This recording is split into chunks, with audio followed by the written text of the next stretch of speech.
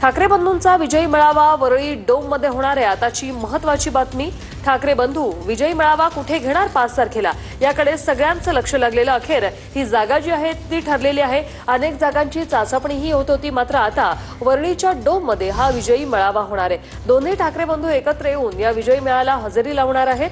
5 तारखेला हा विजयी मेळावा होणार आहे। हिंदीचा GR रद्द झाल्यानंतर या विजयी मेळाव्याचं आयोजन करण्यात आलेलं आहे।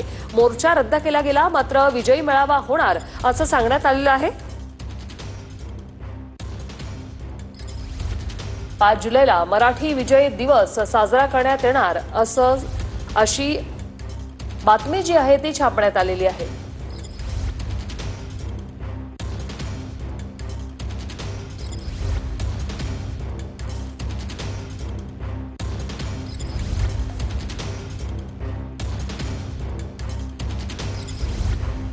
हिरा ढाकणे आमचे प्रतिनिधी आपल्या सोबत फोनलाईन वरून जोडलेले आहेत। हिरा, काय माहिती? चलो वरळी मेळाव्याची मोर्चे बांधणी जोरात असं सामनात लिहिलंय, काय सांगाल?